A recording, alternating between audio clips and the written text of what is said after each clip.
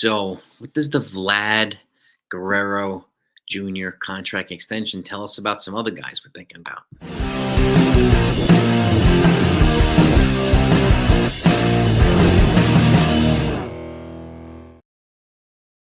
Hold on, everybody. Hope you had a great weekend. So, I have the Yankees lineup for you this afternoon as well. But firstly, obviously, I'm going to talk about the Vlad Guerrero Jr. For those that haven't heard, Ken Rosenthal broke, and MLB trade rumors broke that he's agreed to a 14-year, $500 million contract extension with the Toronto Blue Jays. Some specifics about the deal: it does not include any opt-outs, has a full no trade clause, and it comes with a signing bonus. Okay. But one of the things that was interesting about this contract too is, and it's got a $35.7 million AAV as well. He was originally offered another $500 million, but almost 100 of it was deferred. And that did not work for Vladdy and his camp, understandably so. He wanted 500 in guarantees throughout the contract without deferred money. Now he's got it. Okay, so now he's not going to the Mets. and now we don't have to hear folks talk about him being traded to the Yankees. Okay, he's with Toronto now for the next 14 years. So congratulations to Vlad. Congratulations to the Blue Jays. Now, what does this tell us about some other players like Kyle Tucker? He's going to make at least $500 million. And that's one thing I've been saying it too. They're both going to get at least $500 million. One is down, one to go. Okay. Now, Kyle Tucker might be older, so I can see him getting a 10 or 12-year deal, but probably with a higher AAV, like 12 years, 45 million per, something like that, which puts him at 540, something like that, right? If he keeps performing the way he's performing, he'll get it. But I do think it's going to be 10 or 12 years, not 14 years, because he is a little bit older. So stay tuned. Obviously, I don't think that happens until the season's over, but he's actually the premier free agent next year. It was him and Vlad. Now it's him. So all eyes are going to be on Kyle Tucker as the top man right now. So stay tuned. Again, if you're a fan, no matter who your team is, especially if the Yankees, make sure you subscribe to the channel. We haven't done that yet. If you just enjoy good content on a regular basis, you want to know everything that's going on with the Yankees and all the other teams, and if you happen to be a football fan too, we cover that as well. So hit that subscribe button, hit that notification button. I thank you so much for it. I don't want you to miss anything. Okay. What does this also tell us about Aaron Judge? Well, thank you to Hal. Thank you to Aaron Judge. His contract looks like a damn steal based on what Vladdy's getting, based on what Tucker's going to get. And Judge is better than both of them. So not only did he want to stay here, but that's also some masterful negotiating from Hal. He's the guy that solidified the deal. I know Cashman was working back and forth, but Hal's the guy that put it over the top. So thank you, Hal. Okay, and thank you to Aaron Judge for coming back and staying here with us. So, will you give me your thoughts on your Vlad Jr. contract? I do think it's all but, I could be wrong, but it's all but a foregone conclusion that Bo Bichette's not going to come back now. I had a feeling he was going to be moved anyway or move in free agency. So, I have a stronger conviction of that. But again, anything can happen. You never know. They might want to keep their other young mainstay too. But we'll see if that happens. But Vlad Jr., that's a big one. And again, he's earned that money. He's also very young. Was he 25, 26 years old? He's a beast.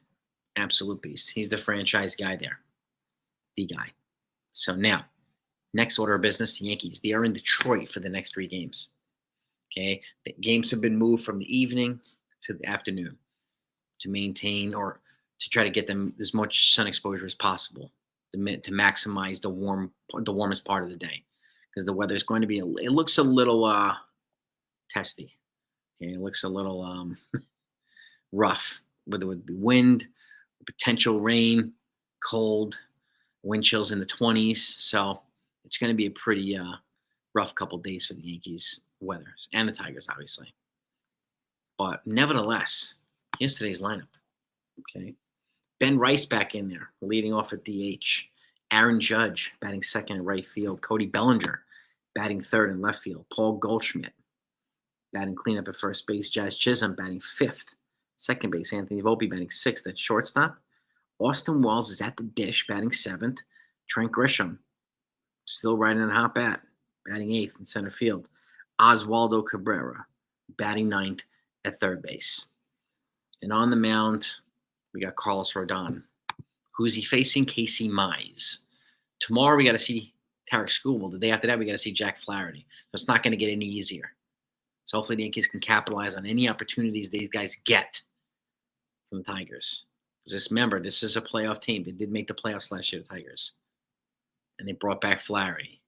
So, we're not going to see Gleyber Torres because he's on the IL. But it is what it is. I still think it's going to be a pretty good series. And it generally is when the Yankees play the Tigers. Okay, so that's the lineup there.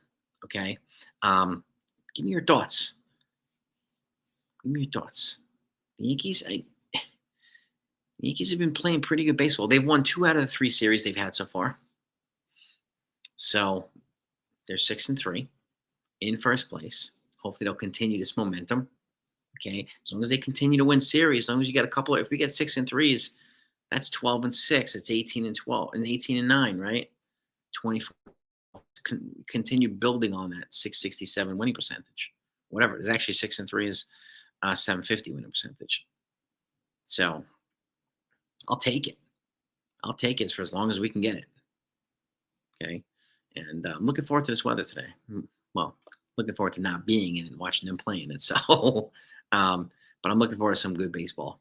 They get the Tigers. And then afterward, they go home. They get the San Francisco Giants. And then they have the Kansas City Royals. And then they go to Steinbrenner Field and play the Tampa Bay Rays. The Rays are going to be the home team. The Yankees are going to be the away team for 4 games in Steinbrenner Field, playing the Tampa Bay Rays. So those are the next 3 series after this. So there's going to be a lot of good baseball. Look forward to it. If the Yankees continue to build on this, right? To build on this using the lineup that they've got. Okay, and speaking of lineup, well, speaking of roster, if you haven't heard, Adam Ottavino is back.